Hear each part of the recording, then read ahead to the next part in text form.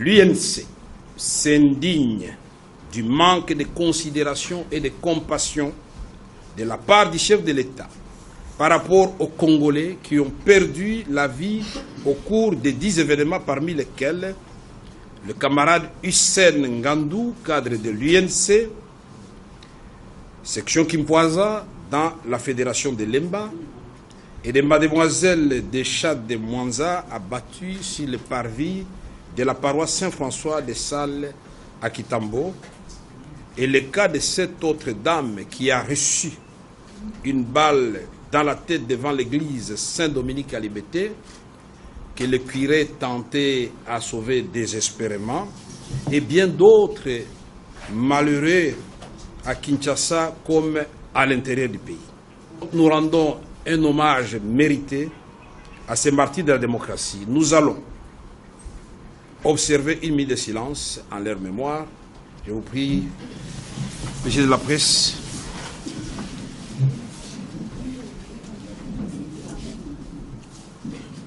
Je vous remercie.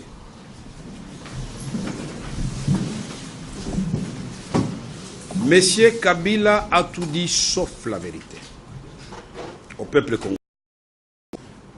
Première contre-vérité. La Constitution est son œuvre.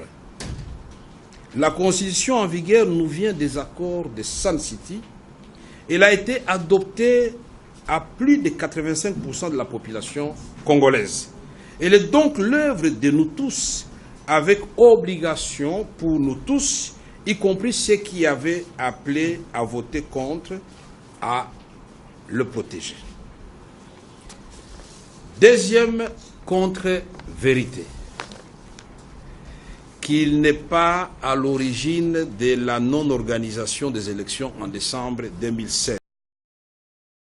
Troisième contre-vérité, le pays se porte mieux aujourd'hui.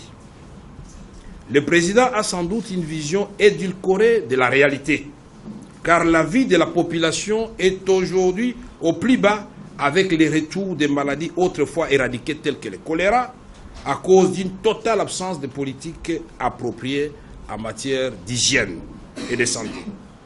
Dans quel pays vit M. Kabila? En tout cas pas en République démocratique du Congo. Quatrième contre-vérité. M. Kabila est aujourd'hui un homme seul, qui s'isole, qui par la même occasion veut isoler le pays.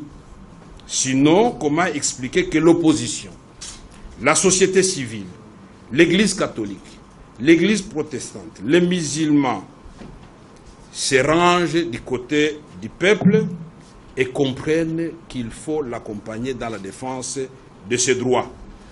Comment se fait-il qu'il soit le seul à ne pas voir ce que tout le monde voit?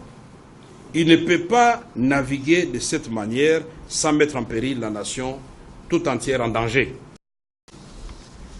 Cinquième contre-vérité.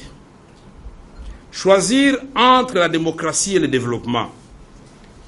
Chercher à établir un conflit entre le développement et la démocratie, c'est mal cacher ses intentions de demeurer éternellement au pouvoir, car il n'y a pas de développement sans démocratie, ni démocratie sans développement.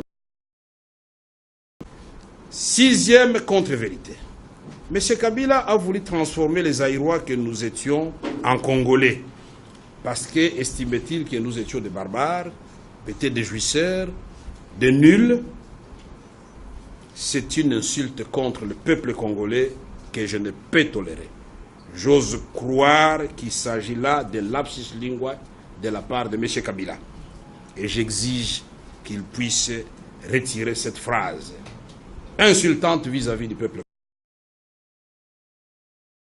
Septième contre-vérité.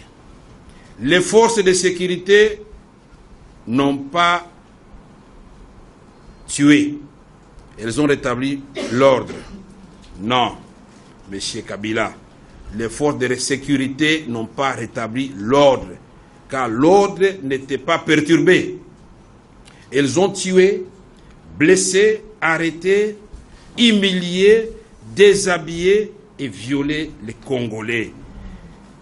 Il y a eu même, selon certaines sources concordantes, la présence de mercenaires étrangers en civil pour massacrer notre peuple. On les a vus à Matete, on les a vus à l'université de Kinshasa, on les a vus dans beaucoup de communes. Qui sont ces hommes en civil lourdement armés? Qui sont ces hommes en civil cagoulés? La guerre contre le peuple congolais? Non, M. Kabila.